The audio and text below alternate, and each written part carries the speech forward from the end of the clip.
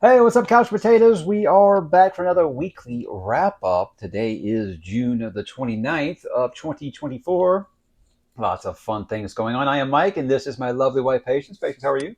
Good. How are you? I'm just living the dream. Each day gets better than the last one, right? We're here to talk about all of the things going on in movies, TV, music, video games, all that and more. So we want you guys to drop in the comments, let us know what you want us to talk about going forward. Let's begin with movies. There are some movie things I want to talk about, and it's actually some things that I'm not sure how you feel about them. I know how I feel about them. We haven't talked about some of these things. The fact that I ever got you into superhero movies was one thing, and now it's got to the point where me growing up, oh, I just want them to make these movies. Now I'm like, please stop making them. Mm. I think I've gotten to that point because it's just not just it's been oversaturated. It's just they kind of took their eye off the ball a little bit. And one thing I always said is like I would like to have seen the MCU have control over two things: X-Men Yeah. and the Fantastic Four. That was two things that, Fox had the rights to forever.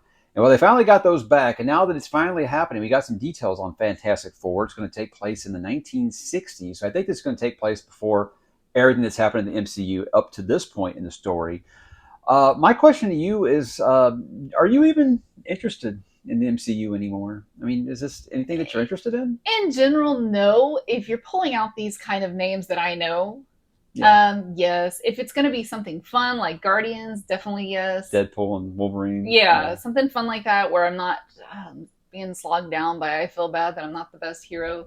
That'd be fun. I could go for that. But in this third Fantastic Four, it would be the third iteration. Well, I mean, even more if you count like the ones that yeah, are really bad yeah. back and way back when So we were in our younger. But lifetime, yeah. yeah, I mean, of the big ones, it would be, and they've never really quite done it right. I mean, Doctor Doom is like my favorite Marvel villain, so it's like something I feel like I've been waiting for forever. Now I'm just kind of like, it might just be too late. And again, if you are so excited about the MCU, I'm not taking that away from you. I'm just like it before everyone else started hopping. I think Ant-Man 3 was kind of that breaking point where probably people were like, yeah, it might be over. I mean, after Endgame, I was like, besides Spider-Man, I don't really have an interest in I watching any do more of like what they've these. done with Spider-Man. I actually like the Miles Morales Spider-Man. The animated ones have been really Yeah, fun no, to those have been watch good. with That's not in the Brendan. MCU, Yeah, but yeah, those are great. Those are yeah. really, really good. But no, so Spider-Man's going good, which Yeah. I did get a little Spider-Man reboot burnout as well. But Mm, I think of the Hulk. yeah. How many Hulk movies did they try to make I think they really only made one actual Hulk movie. That was a as part of distribution the thing. Yeah, MCU? because but you just mean before the Hulk. Yeah, Yeah, because I'm I just not a big remember fan. you and I at a drive-in watching a Hulk movie, being like, "Well, Uh, let's drive on out." yeah, no, it's just So one of those things some that things I don't like. Maybe it's not translating to movie well. I did like the Hulk TV show. What is that? Lou Ferrigno? oh well, Growing sure, up, that sure. was fun Yeah, time. Wonder But Woman the and Hulk. Yeah. movies, oh god, Wonder Woman, Same with me. It was like yes, I was just amazed that they brought this to the mainstream, and that many people really ended up loving a lot of those character stuff. And they did a great job. I feel like not just that they oversaturated it. It's like staying at a party too long, and now it's like staying at a Michael Jackson concert, but after Michael Jackson leaves, now you're just watching his backup dancers. I mean, that's fun for a minute, but then you're just like, yeah, I kind of want Michael Jackson. So I think it's you still got that opportunity because Fantastic Four is the first family. That's a big deal. I yeah. think, and of course X Men. They're going to be doing Blade as well, which they've had tons of issues with.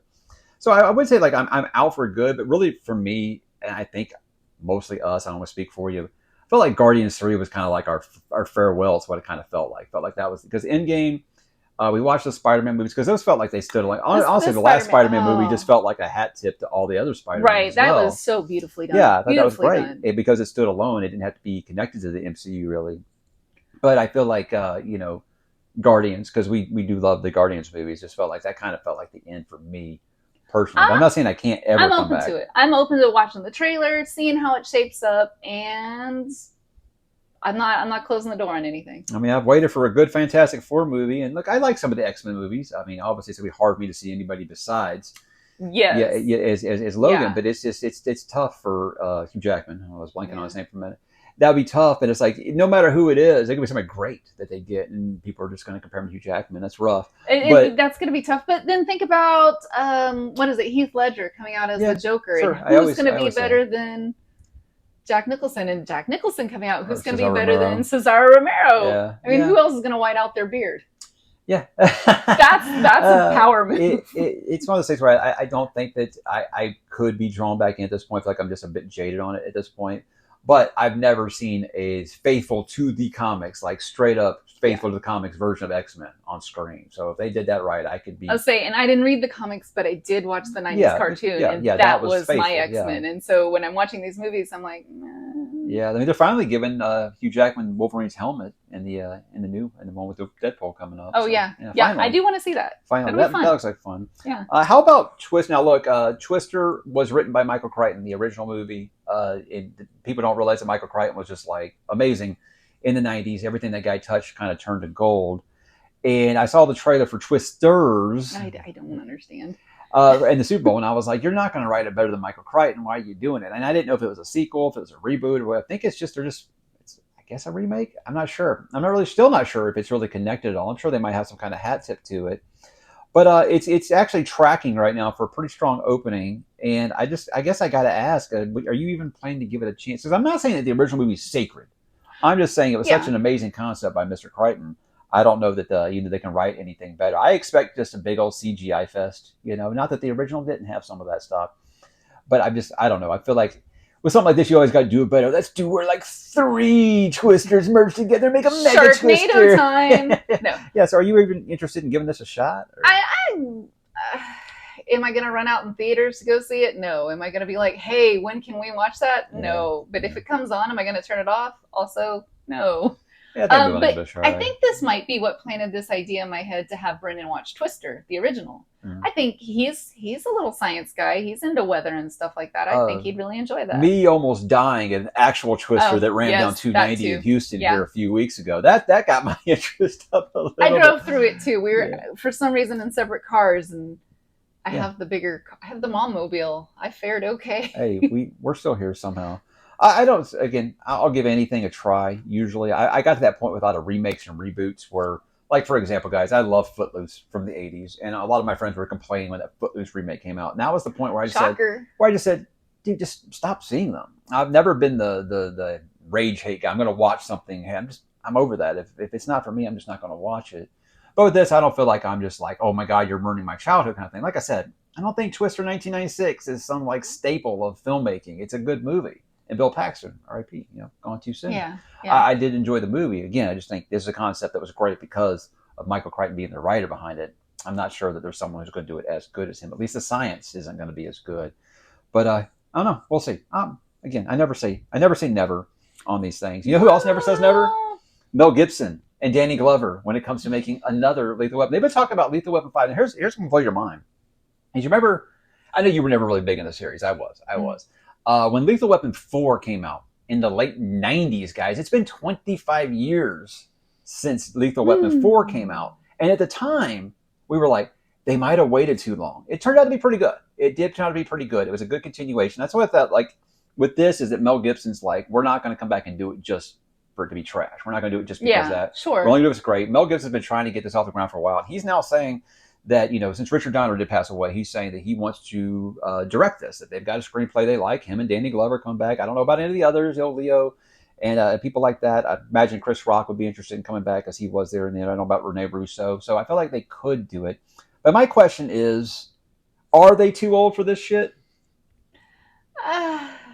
I feel like it's going to be a passing of the torch. It's got to be, that would be nice. That would be a nice way to do it. Your chief rigs are Murtaugh now, and something like that. Yeah, that'd be a nice way to do it. And it's been long enough now. You could talk. It was you got Riggs's. Murtaugh's daughter and Chris Rock's character. I forget his name. We're actually having a baby in that one. It's old enough now. You could make it about that character, maybe his partner. I don't know. I don't know what they would do with this, but saying that they would come back, it's got to be one of those things. This is always really, really sensitive. It's when you come with like legacy characters. Yeah. How do you do it to where you feel like you're passing the torch without either shitting on your legacy characters or belittling your new characters? Like, look at Independence Day Resurgence. That's how you don't do it. Look at Cobra Kai. That's how you do it. Or Rocky. I thought Rocky did a good passing of the torch. Yeah. With Creed. Yeah, it was pretty good. Pretty good job. Yes. So I feel like there is ways to do this and still stay respectful to those legacy characters and share screen time. Where, like we're watching Cobra Kai. I was like, I found myself just as interested in Danny and Danny? Yeah. Daniel. I call him Danny. Daniel and Johnny's story as I am, the kids. I feel like they've gotten a good medium ground between the two of those there. So, and they interweave the stories enough where you're not like, okay, here's this team and this team. They really do come together and make the whole show work. I think for me, a good litmus test will be the new Beverly Hills Cop that comes out this week. That'll be a good litmus test to see how they do it, where you've got your older characters, and I know they're going to introduce some younger characters, and see how they do that. That'll be a good, because I feel like those two franchises kind of feel kind of connected to me, because Beverly Hills Cop and Lethal Weapon at the time was like the only way to do like a cop movie, I think. Even if one is like the staple for buddy cop movies. But Axel was always kind of a part of a triplet, I guess, And then Die Hard is my cop movie. I don't know. I guess, yeah, sure.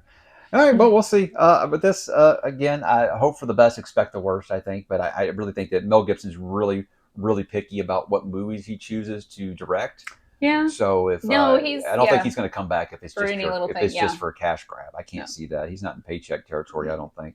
It's the 40th anniversary. You feeling old? 40th anniversary of Never Ending Story. Say my name. Yeah, I mean, our text. Well, here's the thing: now you just made me have a sad. So that's why I'm asking here. It's not even my sad part. Do you think this movie is nostalgia, or do you think it's still great? Because I watched it with my oldest kid when he was about 5 or 6, and I still had a great time with it, except for the Swamps of Sadness. That's like the first 20 minutes of that movie. I'm like, that's not my saddest part. Really? Strong hands. Whatever. These hands were so strong, and he's just so. They talk about all these Pixar movies. They'll always rip your heart out. I'm like, Never Ending Story, bro. When I was 5. Okay. So I thought it held up. He seemed to actually, what he latched onto more than I did when I was a kid was The Nothing. He was like, "That's scary," and I was like, "I don't remember The Nothing being scary. I remember Bastion, and I remember Artax. No one remembers Bastion. The framing story is the worst part of the movie. I was that kid. I was that kid who wanted to run away and read in an attic. You wanted to get a flying dog? And yes. And have a wish dragon. Yeah. Or a luck dragon. And I think what I love about that, and I connected with Bastion. I feel like I'm getting really like Gen X grumpy old dude with you here. I think what I just love about that time period, not just that everything is practical, and I feel like that helps it age better. Sure. But how it wasn't afraid to be a little scary, because Gamork in that movie is scary as shit. He still is. I don't remember it being scary when I was a kid, but when we rewatched it with Brendan, I was like, yeah, Brenda was hiding behind the couch. Yeah. So I think it is. If you haven't watched it with your kids, I think you should. Yeah. It's okay for kids to be a little scared. I think that. Jim Henson said that once, and I thought that just really resonated with me. It's okay for kids to be a little scared. It makes them not grow to be such wimps, right? No. No, because I'm still scared of everything. But here's what I said. I'm pretty sure I said this last week, and based on what we're pulling and looking at coming out for this week, it's remakes and reboots. Who's got a good original story? Sure. Yeah, I liked Twister. So am I going to like Twister the Younger? Sure. Maybe. Yeah, I liked. You ready for Never Ending Story 2025? I don't know if that's a real thing. It could be. You know what? I didn't think the next generation Jumanji movies would work. How are you going to take this off of a board game? Well, it had The Rock. That cheated for you. Well, it had its cheat for you, too. Karen Gillan. Yes. Yeah. Yes. So, but I do think overall as a story, and plus Jack Black is a national fucking treasure. He's amazing. Yeah. But I was like, how is this going to translate to video game? And I thought it would be forced or cheesy, but it worked. So sometimes it can work. That's why I never say never. Yeah, maybe, but please don't. Let's move to TV here. Now, we are doing a Stranger Rewatch right now. Stranger Rewatch. It's tough to say. Stranger Things is a show that we both love. When people were complaining about how it's not as good as it used to be, I felt like we were still like, I still dig it. And then season 4 came away and everybody seemed to get back on board. Well, we're doing a rewatch right now. And my oldest is really, really enjoying it. I mean, he has to watch it every night. I was like, he's ready to watch it when we're done. We've only got 2 episodes left. Now, thankfully, they're like 4 hours, those last 2 episodes. But and he's realizing now that he's going to have to wait like we have. And so I started looking it up. I was like, how much longer could it possibly be for Stranger Things 5? Well, I read an interview that was from March. And at the time, Finn Wolfhard, who plays Mike, was saying that they had 9 months of shooting left. So that means as of right now, they have 6 months of shooting left. And that made me say, we're probably not seeing this in 2025. All right, because that was what they were saying. It was like early, they just kept saying 2025, early 2025. Then it was like, okay, with the writer's strike, it was going to be Well, I mean, we're seeing like we were talking about last week with Silo. It's like it's done and they're just not releasing it. But I'm just like, they make movies that don't, multi-million-dollar movies that don't take 3 years to make. So I understand their scheduling. It's a big cast. So when they longer than a come movie. back, Mike and Elle are taking their kids to Hawkins Elementary, or I mean, how much older are these kids going to get and still believably be the kids? On the rewatch, I'm just like, dude, Will and Mike look like they're 20 in these grown men. And the thing is, like, if it's really good, I can see past it. I can get over things like that. But this is just I mean, look, I'm usually the type that's like, take as long as you need. Take as long as you need. Just get it right. Just get it right. And I'm excited. Frank Durbont is going to be doing some episodes. That's a guy who did Shawshank Redemption, in case you didn't know. Love. He understands Stephen King. And I mean, this show is very much a hat tip to Stephen King. Yeah. So I'm just like, that's dream stuff right there. And I'm confident it'll be great. I am, because like the writers know what they're doing. So like how Cobra Kai does a good job of hitting the different generations and interweaving the story. That's one of the things I really liked about this is you have the grown-ups, you have a teen squad, you have a younger kid squad. No, now they're all teens, right? Well, older teen, younger teen. Yeah. And then you even kind of brought up the babies with Erica and maybe Holly. I don't know. Holly, is that the Wheelers? Yeah, the youngest. Yeah. There's a 6-year-old in the house. Of course I know where the guns are. They stole her light bright. Yeah. But I don't know. Stranger Things, it's we love it. It's one of my favorite shows of the last decade plus, so I'm always going to love it. So I'm excited for it. But gosh, this is just a frustrating wait that it's taking this long. But again, and just how kind of like MCU's just noticing some parallels here. MCU kind of revived Robert Downey Jr. Stranger Things revived Winona Ryder. Yes. Yeah. Like people were talking about, but I think that she was like known for like shoplifting for a while, right? Yeah. And then she came back, and I remember being like, "Whoa, that's Winona Ryder." And then she comes up over the 4 seasons. I'm like, "You go, girl." Yeah, no, and I'll be honest. We said last week, I don't think there's very many movies I'm excited about, but Beetlejuice looks okay. And good for her. She actually looks like her character. So I don't know if that's de-aging or she's just aged really, really well, because I don't know. I don't know what it is, but I'll take a shot at it. So something I talked about on Mike's book reviews was just I took a Twitter poll to say, hey, here's a handful of shows I'm considering watching, what I like to call my solo show. We both have them. Like usually for her, it's cooking or competition shows, because I don't really like reality TV. Like the Great British Bake Off. I do like that. She likes those kinds of shows. And, sometimes I watch some sci-fi stuff that she's just like, no thanks. I'll never do that. But we'd like to have shows, that you can watch on your own. We don't have to wait for anybody else or whatever. So I call that my solo show. And I took a poll and actually got some answers. And then I kind of did a write-in, which is going to be kind of funny. I mean, I'm going to be doing Peaky Blinders because that's what won the poll. And I love Cillian Murphy. So that's not a problem. But I'm also going to be doing 12 Monkeys. That's going to be my solo show, I guess, for the summer. You have to let me know if that's worth. Okay. Yeah. Yeah, because I know that we both said that the movie was kind of like for both of us. I mean, it has Bruce Willis, her crush at the time, and Brad Pitt, and she's just like, It was nice eye candy, but storyline wise, maybe. Yeah. So I've heard amazing things about it, and that's the guy that did Picard, season 3, the good one.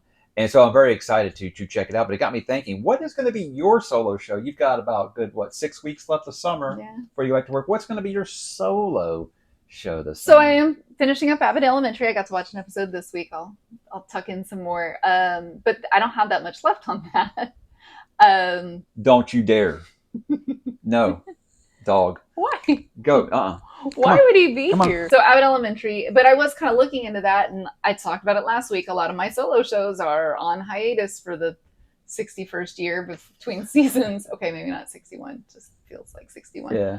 But I was looking and I saw The Patient. The Patient with Steve Carell is on Hulu, and I kind of wanted to watch that one. When I remember seeing the previews and thinking that was an interesting premise and would be an interesting role for him. You were watching a bunch of trailers on Apple TV this morning. Did you find anything? No. I'm waiting for Shrinking to come back on Apple TV or Severance, but that's a Us show.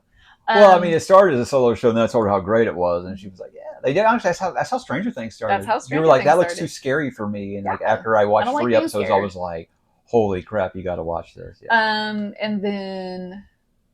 Oh, actually, I was going through the comments of last week's video, and somebody was talking about watching Fringe, and I have loved Fringe, never saw the end. So I would do a rewatch of that and get to the end. Yeah, just skip all the Monster of the Week episodes, and you'll be fun. That was my problem with Fringe early on, was I couldn't decide if it wanted to be Monster of the Week or if it wanted to be like an overall like arc of storytelling.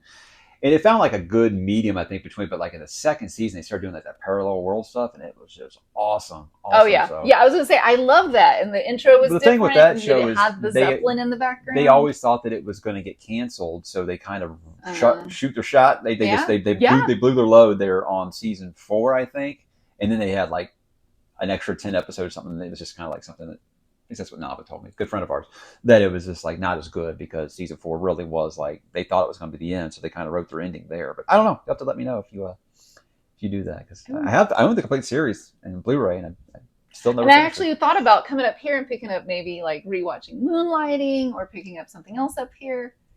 Wow, I love Bruce Again, Willis from way back. Bruce Willis. How about moving on to some gaming stuff? Here are a couple of things, and I got to bring this up because she was like, "What is this even?" A frequently asked question I get a lot is, "Mike, you love fantasy books. Mike, you love George R. R. Martin. Mike, I know you love video games. Why aren't you playing Elden Ring?" Well, here's the thing, guys. When you get into your mid-40s, your blood pressure gets. These games are ridiculously hard, ridiculously hard, and I'm just like, I get so. I don't want to say little time gaming. It's just that I share gaming with everyone in the house. Yeah. I don't want to waste my very small amounts of time solo gaming just being mad and throwing $75 controllers across the room because the game's just so difficult. I'm just not a grinder. I'm not one of those people who will do the same fight over and over and over and over and over again, just hoping that they drop some kind of epic weapon that can beat them a little easier.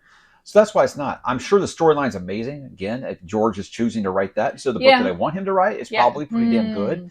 But it looks beautiful. But it's just all those Souls games, all of them. Is it From Software? They make their games so damn hard, and I understand that's like their thing. And here's the thing: I know I got people right now saying it's not actually that hard. Probably for you. For me, I'm a get good new with games like that. It's not. I'm not that good at them, and I don't have the patience to do it because, like I said, I don't have that much gaming time with all these other things that I do that I'm going to spend it just being mad that I just died for the 19th time on this boss. But damn it, I might get him on my 20th. This is something that my younger would do. He's the kid who hunts down Lionels on Breath of the Wild for fun. For fun. Yeah, so I think maybe he would like that. He doesn't do like storyline. I think we had almost finished 3 shrines or temples, and he was still just killing things for funsies. Yeah, just for the hell of it. Funsies. So that's why I haven't played. I know there's a new DLC came out, and everybody's really excited about it and stuff. But I mean, I just hear people who have, they do a lot of gaming, and they're like, I just now beat Elden Ring like 300 hours in. Oh. And I'm just like, no, thank you. I've got so many other games I haven't played. But that's why, guys. I'm sure it's an amazing game if you're into those. But I Demon Souls, love all those. I never played them because it's too hard for me. It's not good enough. Just not good enough. You're not even interested, are you? I'll say it doesn't ring my bell.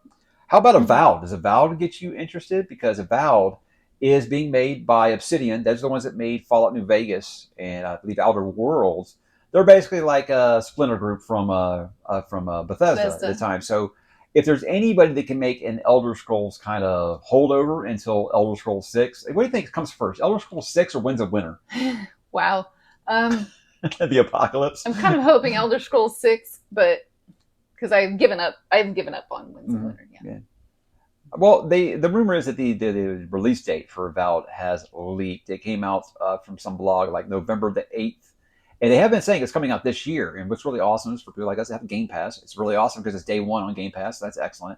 So it's going to get a try from us no matter what. Yeah, and we were watching the trailer, and it looks like my kind of game. I did love the brightness and as much as I love Skyrim, I'm like, it was almost drab like a and gray. Neon. Yes. Yeah. Well, and then I would go all the way back to Morrowind, and that's all hazy and red. Yeah. So I like the bright, almost Borderlands neon pops of color. That I really enjoy. I'm saying that I like it. It doesn't have to be as good as Skyrim because look, I probably put 600 hours of my life into Skyrim over 3 different builds. It's maybe my favorite game of all time. I mean, it's amazing. So does it have to be as good as maybe my favorite game ever? No. But can I have a whole? Because here's the thing: is like I was really excited about Outer Worlds, and I was like, it was fine, but after 10, 15 hours of gameplay, I got kind of bored. I was like, I'm just doing fetch quests over and over and over again. Kind of the same thing that kind of happened with Starfield. So with me, it's like I feel like I've got room in my life to kind of try something like this. Because right now, I think the closest thing maybe would be Baldur's Gate 3, but that's just such a different style of game that I can't say it's like Skyrim. It's giving me what I want from Skyrim. So if this can be it, that's great. But the thing was, they released a new trailer, not really a trailer, but they also released some of the gameplay. And it looks really good because we saw it in the Xbox showcase. I was like, I don't know, it could be, but it's kind of looking like Walmart Skyrim. Now I'm just like, you know what? I like Walmart too. I like shopping there sometimes. So You I can don't mind if get it's good deals on things. if it's just something that I get. I don't even have to get like super involved in the store. If it's just something where I want to go explore and play around this world for hundreds of hours, they've done exactly what I'm looking for. Because in the end, guys, I'm still single player campaign, open world, explore your ass off. That's still what I'm after. It's not just local co-op that we do on the couch. So I would love a couch co-op game. Well, we still haven't played Diablo 4. We have, but like not very much. Not very much. That's true. Came out too close to Zelda, and we just Zelda's a holiday in this house. So it just happens that way. So I don't know. It'd be cool. Again, I think Game Pass is a lot of fun. We still got to play Hellblade 2. We ain't done that yet. We're still working on Tomb Raider. Because my wife is the type that has 100% everything, guys. So today she spent an hour looking for mushrooms. It did take me an hour. There was one of the like has on Tomb Raider. It has this Tomb Raider 2013. So they have all this little map and the little areas, and it'll tell you what little items you get to get 100% in each area. And I'm like, okay, I'll get the documents, I'll get the trinkets, I'll find all those things, I'll find the tombs, I'll find all the stuff, the GPS caches. I'm not looking for mushrooms. She will, because she's a hobbit. I will, although it's easier if you find them while you're getting those other things. That's true. That's true.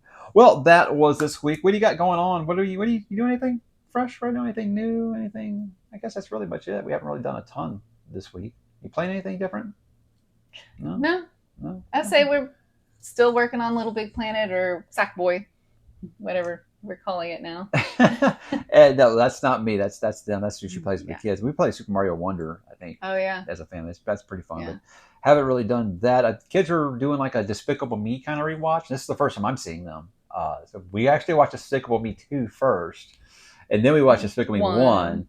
So I figure we're gonna do 3. I mean, I hope we're not gonna keep doing Tarantino order here. We're gonna do 3, all leading up to part 4 here, which I think will probably be taking them to see. Because again, they don't ask to go to the movies very often, but they do love some Despicable Me. It's a lot of fun. It's good fun, and I love The Rise of Gru and Minions. The Rise of Gru was fun. Oh yeah, plus the soundtrack.